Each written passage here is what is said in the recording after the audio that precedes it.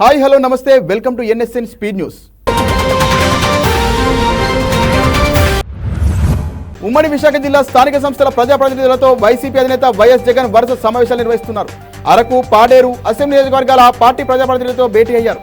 వచ్చే ఎన్నికల్లో గెలిపే దిశగా వ్యూహాత్మకంగా చర్చ జరుపుతున్నట్టు తెలుస్తోంది. ఈ సమావేశంలో పలువురు నేతలకు జగన్ కీలక సూచనలు చేస్తూ దిశానిర్దేశం చేశారు. అభిమాని రేణుకాస్వామి హత్య కేసులో కన్నడ హీరో దర్శన్ సహా 17 మందిపై కోర్టులో ఛార్జ్షీట్ దాఖలు చేసేందుకు పోలీసులు సిద్ధమయ్యారు. కేసు విచారణను వేగవంతం చేసేందుకు ఫాస్ట్ ట్రాక్ కోర్టుకు బదిలీ చేయాలని సిట్ ప్రభుత్వాన్ని కోరింది. అక్కడి నుంచి అనుమతి రాకపోతే ప్రస్తుతం విచారణ జరుగుతున్న సివిల్ కోర్టులో అభియోగ పత్రాన్ని దాఖలు చేసి ఫాస్ట్ ట్రాక్ కోర్టుకు బదిలీ చేయాలని విజ్ఞప్తి చేయనుంది. గంటకు 1000 కిలోమీటర్లకు పైగా ప్రయాణించే అల్ట్రా హై స్పీడ్ రైలును చైనా రూపొందిస్తోంది. బీజింగ్, షాంఘై మధ్య ప్రయాణించే రైలు టెస్ట్ రన్ విజయవంతమైంది. అయస్కాంత శక్తితో రైలు పట్టాలను తాకకుండా గాల్లో తేలుతూ ప్రయాణిస్తోంది. ఇది అందుబాటులోకి వస్తే ప్రపంచంలోనే అత్యంత వేగంగా నడిచే రైలుగా నిలవనుంది. బీజింగ్ నుంచి షాంఘైకు విమానంలో ప్రయాణిస్తే 2 గంటలకు పైనే సమయం పట్టనుంది. పోలవరం ప్రాజెక్టు పనులపై ఏపీ సీఎం చంద్రబాబు నాయుడు ప్రత్యేక దృష్టి సారించారు. గత 5 ఏళ్ల వైసీపీ పాలనలో రాజధాని అమరావతిలోని పలు ప్రాంతాలు చెత్తాచెదరంతో నిండిపోయింది. దీంతో ఏపీలో అధికారంలోకి వచ్చిన కూటమి ప్రభుత్వం స్వచ్ఛత వైపుగా అడుగులేస్తోంది. కాగా పలువురు మంత్రులు చెత్తాచెదరం తొలగింపు కార్యక్రమానికి శ్రీకారం చుట్టారు. సాధారణంగా మనుషుల ప్రాణాలు తీసే జంతువులు మనకు కనపడితే వణికిపోతుంటాం. కానీ ఉత్తరప్రదేశ్లో బిజ్నూర్ జిల్లాలో రోడ్డు మీద ముసలి సంచరిస్తూ కనిపించింది. నీటిలో ఉండాల్సిన భారీ ముసలి జనవాసాల్లోకి వచ్చింది. ఆ ముసలిని చూసి జనం ఏమాత్రం భయపడకుండా నిలబడి ఉన్నారు. ఓ వ్యక్తి ఏకంగా ముసలిని తనుతూ ముందుకు నెట్టుతున్నాడు. ఇప్పుడు ఇందుకు సంబంధించిన వీడియో నెట్టింట వైరల్గా మారింది. శ్రీహరికోట నుంచి ఈ నెల 15న ఉదయం 9 గంటల 17 నిమిషాలకు SSLV D3 రాకెట్ ద్వారా EOS-8 శాటిలైట్ ఇస్రో నింగిలోకి పంపనుంది. సముద్ర ఉపరితలంపై గాలులు, తేమ, హిమాలయాల్లో క్రిమోస్పియర్ వరదలను ఎప్పటికప్పుడు గుర్తించి ఫోటోలను తీసి పంపడం ఈ ప్రయోగ లక్ష్యం.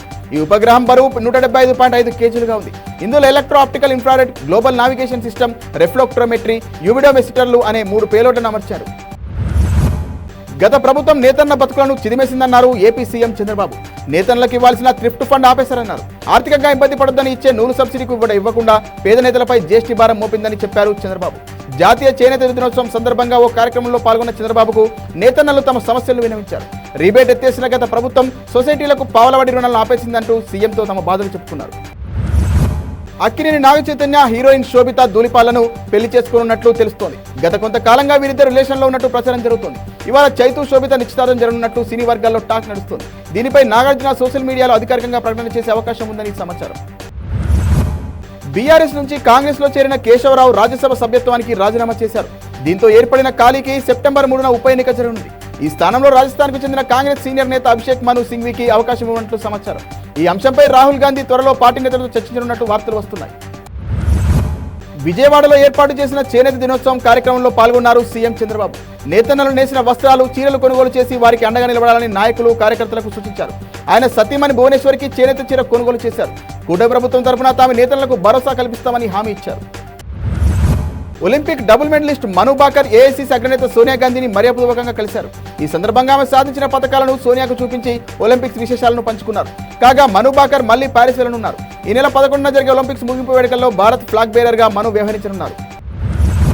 వైఎస్ జగన్ ను భౌతికంగా లేకుండా చేయాలని కూటమి ప్రభుత్వం యోచిస్తుందని మాజీ మంత్రి అంబటి రాంబాబు సంచలన వ్యాఖ్యలు చేశారు.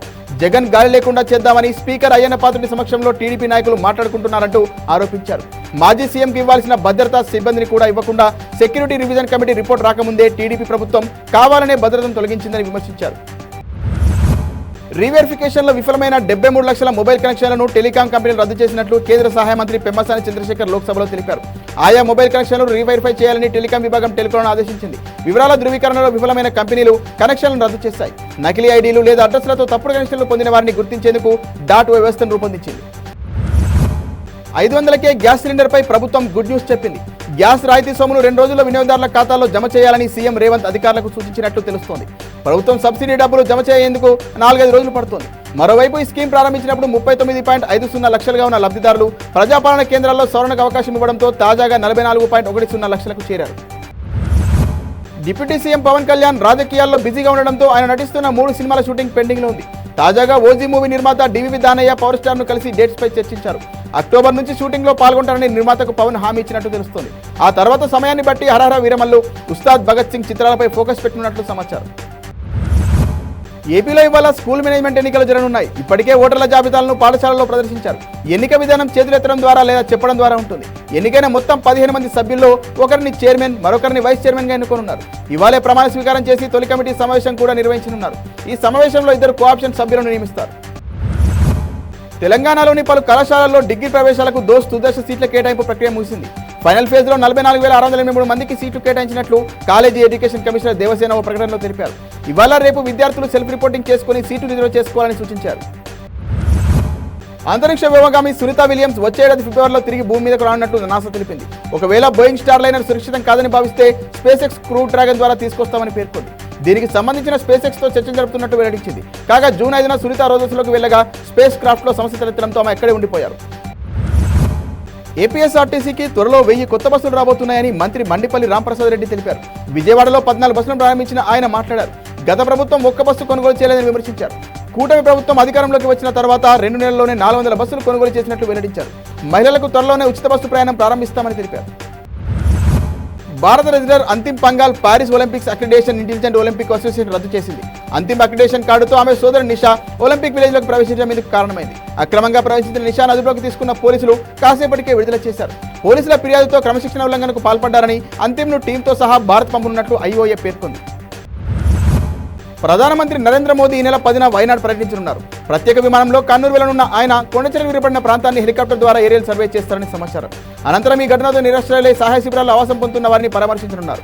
కాగా వైనాడ్ ఘటనను జాతీయ విపత్తుగా ప్రకటించాలని ప్రతిపక్షాలు డిమాండ్ చేస్తున్నాయి. రిజర్వ్ బ్యాంక్ ఆఫ్ ఇండియా కీలక వడ్డీ రేట్లను ఈసారి కూడా ఎలాంటి మార్పులు లేకుండా యథావిధిగా కొనసాగించింది. బ్యాంకులకు ఆర్బీఐ ఇచ్చే వడ్డీ రేట్లను 6.5% తగ్గిస్తారనే ప్రచారం జరిగిన కమిటీలో ఎలాంటి మార్పులు చేయలేదు. ఆగస్టు 6 నుంచి సమావేశమవుతున్న మానిటరీ పాలసీ కమిటీ ఈ మేరకు తమ నిర్ణయాన్ని ప్రకటించింది. పెట్టుబడుల పేరుతో ప్రజలను మోసం చేసేందుకు షెల్ కంపెనీలతో కాంగ్రెస్ ఒప్పందం కుదుర్చుకుంటుందని కేటీఆర్ ఆరోపించారు. సీఎం రేవంత్ సోదరుడు 4 రోజుల్లో పెట్టిన స్వచ్ఛ బయో కంపెనీ ఇదే కవ్వదేనని విమర్శించారు. ఇది ఆరంభం మాత్రమేనని, ఇలాంటివి మరిన్ని వస్తాయని ట్వీట్ చేశారు. దీనిని ఎత్తి చూపిన బీఆర్ఎస్ నేత క్రిషాంక్ను ఆయన అభినందించారు. ఆందోళనకారుల హింస మధ్య అకస్మాత్తుగా దేశాన్ని విన్న బంగ్లా మాజీ పీఎం షేక్ హసీనా కట్టుబట్టలతో ఇండియాకు వచ్చారు. ప్రాణభయంతో దుస్తులు, వ్యక్తిగత వస్తువులు సైతం వెంట తెచ్చుకోలేదని అధికార వర్గాలు తెలిపాయి. దీంతో హసీనా యూపీలోని హిండన్ ఎయిర్ బేస్ లో 30,000తో షాపింగ్ చేసినట్టు పేర్కొన్నాయి. కృష్ణానది యాజమాన్య బోర్డు కార్యాలయాన్ని విజయవాడలో ఏర్పాటు చేయాలని రాష్ట్ర సాగునీటి వినియోగదారుల సమాఖ్య డిమాండ్ చేసింది. ఈ మేరకు సాగునీటి వినియోగదారుల సమాఖ్య అధ్యక్షుడు ఆళ్ల వెంకట గోపాలకృష్ణ, కేఆర్ఎంబీ నూతన చైర్మన్ అతుల్ జైని హైదరాబాద్లోని కలిసి వినతి పత్రం అందజేశారు. నాగార్జునసాగర్ కుడి కాలువపై తెలంగాణ ప్రభుత్వం పెట్టిన సీఆర్పీఎఫ్ బలగాలను సైతం తొలగించాలని కోరారు. ఏపీలో ప్రపంచ స్థాయి ఏఐ యూనివర్సిటీ ఏర్పాటు చేయనున్నట్లు మంత్రి నారా లోకేష్ వెల్లడించారు. ఉన్నత విద్యాశాఖపై అధికారులతో ఆయన సమీక్ష నిర్వహించారు. ఈ యూనివర్సిటీ ఎక్కడ ఏర్పాటు చేయాలి, ఎకోసిస్టమ్ విధి విధానాలపై కసరత్తు చేయాలని ఆదేశించారు. ఎడ్యుకేషనల్, హెల్త్ కేర్, గవర్నెన్స్ తదితర 16 రంగాల్లో సమర్థవంతమైన సేవలు అందించవచ్చని లోకేష్ అభిప్రాయపడ్డారు. పంజాబ్లోని లవ్లీ ప్రొఫెషనల్ యూనివర్సిటీ వినేష్ ఫోగాట్కు 25 లక్షల రివార్డు ప్రకటించింది. వినేష్ మెడల్ గెలిచినట్టే అని వర్సిటీ ఛాన్సలర్ అశోక్ తెలిపారు. వినేష్ మా యూనివర్సిటీలో ఎంఏ సైకాలజీ స్టూడెంట్ అని చెప్పిన ఆయన, ఆమె దృఢ సంకల్పం, స్కిల్ చాలా గొప్పవన్నారు. తమ విద్యార్థులు గోల్డ్ గెలిస్తే 50 లక్షలు, సిల్వర్కి 25 లక్షలు, బ్రాంజ్ గెలిస్తే 10 లక్షలు ఇస్తామని గతంలో ఎల్పీయూ ప్రకటించింది. కొండగట్టు ఆంజనేయ స్వామి ఆలయంలో సమస్యలు తాండవిస్తున్నాయి. ఆలయానికి నిత్యం వేలాది మంది భక్తులు వస్తుంటారు. వారి కానుకల ద్వారా ఏటా 20 కోట్లకు పైగానే ఆదాయం సమకూరుతుంది. కానీ భక్తులకు మాత్రం స్వామివారి దర్శనం సరిగ్గా కావడం లేదు. శానిటేషన్ అంతంత మాత్రంగానే ఉండడం, నిఘా నేత్రాల పర్యవేక్షణ లేకపోవడం సమస్యగా మారింది. శ్రీరాముని ఆలయంలో అర్చకులు ఉండడం లేదని భక్తులు చెబుతున్నారు. రాష్ట్ర ప్రభుత్వం ప్రభుత్వ పాఠశాలలకు ఉచిత విద్యుత్ అందిస్తున్నట్లు ప్రకటించింది.